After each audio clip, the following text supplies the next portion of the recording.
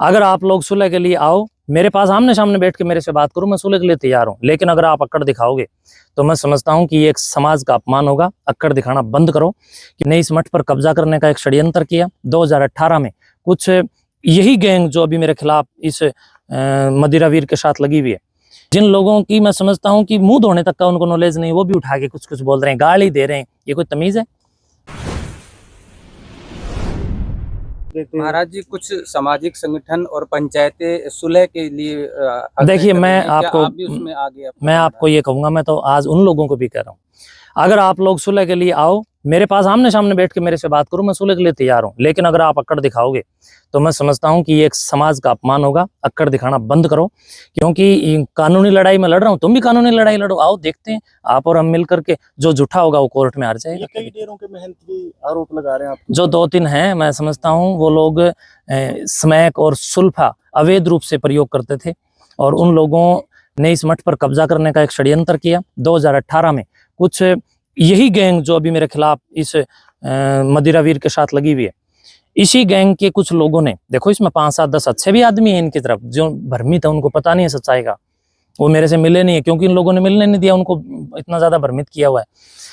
बाकी जो 5-10 अच्छे हैं, उनको छोड़ करके जो एक लंबी कतार, जिसके अंदर और होंगे 100 घर, 90 या 100 घर होंगे, यानी 10 और 90 का है ये। 90% तो हमारे साथ समाज खड़ा है और 10% इनके साथ खड़ा है। बस शाम को जो भंडारा चलता है, हमारे यहाँ तो भंडारा चलता है भोजन का, इनके यहाँ भंडारा चलता है ठेके का, वो जो बोतलों का। तो जो उस भंडारे में कहीं ना कहीं स्नान करने की इच्छा रखते हैं, वो लोग मेरे विरुद्ध कुछ भी एक पंगा कर सकते हैं या कुछ भी बोल सकते हैं। जिन लोगों की मैं समझता हूँ कि मुंह धोने तक का उनको नॉलेज नहीं, वो भी उठा के कुछ कुछ बोल रहे हैं, गाली दे रहे हैं। ये कोई तमीज है? बदतमीजी के साथ नहीं बोलना चाहिए। मैं भी आपका सम्मान करता हूँ, लेकिन मैं एक समाज की जिम्मेदारी के नाते मैं ये भी कह सकता हूँ कि जो लोग इसके साथ लग करके इसको जो गुमराह कर रहे हैं या इसको जो उठा रहे हैं, वो लोग इसी का सत्यानाश का प्रयास कर रहे हैं। और बहुत सारे लोग मेरे से भी संपर्क कर रहे हैं इसी के साथ ही।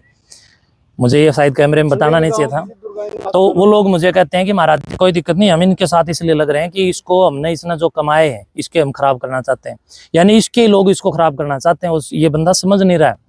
दूसरी बात, 2018 में उन्हीं लोगों ने लग करके कुछ इन बाबाओं को उकसा करके 5-10 को, और वहाँ हमारे जो पीर महंत आए हुए थे पूज्य, उनके ऊपर डले पत्थर मार के उनके शीशे तोड़े, किसी के साथ गालियां दी, पुलिस पर कहीं ना कहीं एक डीएसपी साहब का सिर फोड़ा, एक एसएचओ साहब का भी चोट लगी, कुछ पत्रकारों को भी चोट लगी। उसकी वीडियो यूट्यूब पर पड़ी है, देख लो।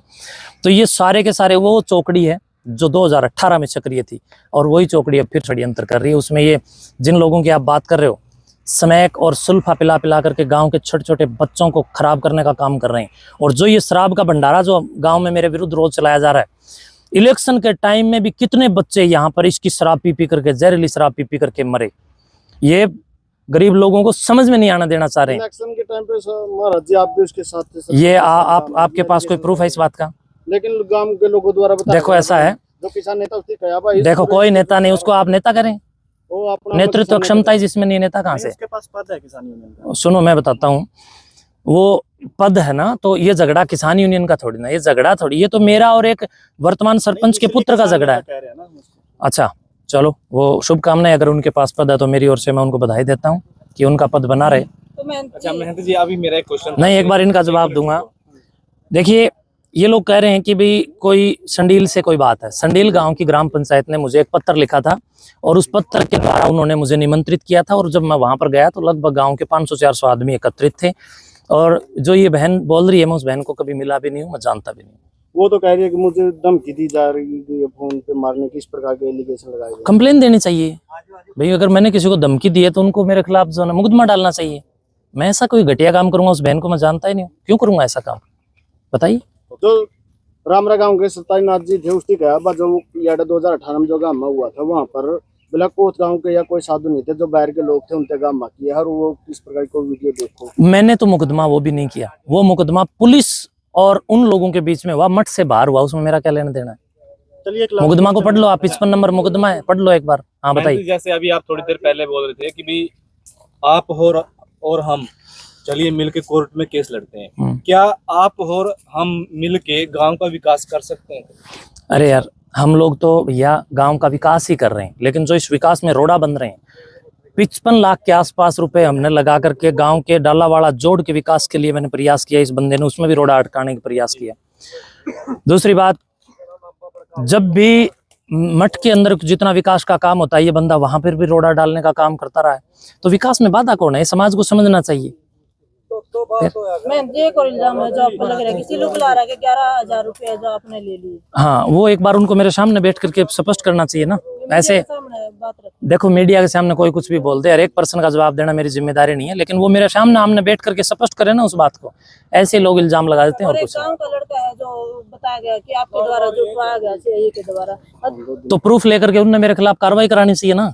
अगर मान लो मैं कहीं दोषी हूँ, कानून सबके लिए। जो पहले की फोटो है जो वायरल हुई थी, फोटो होगी जी सोशल मीडिया पे, मैंने नहीं देखा, मेरा कोई उससे बात। आपकी भी एक सोशल मीडिया पे वायरल है फोटो। जो फोटो मेरी वायरल है वो इन लोगों के द्वारा 2018 में कंप्यूटराइज्ड बनाई हुई है, एडिटिंग है, और एडिटिंग करके 2018 में ही वो वायरल की गई थी। अब एक बार पुनः उन्हीं फोटोओं का सहारा लेकर के मुझे बदनाम करने का प्रयास किया जा रहा है और कुछ नहीं। सारी फोटो जो एडिटिंग करी हुई सब कुछ एडिटिंग है, सब कुछ ठीक। शुभकामनाएं, धन्यवाद।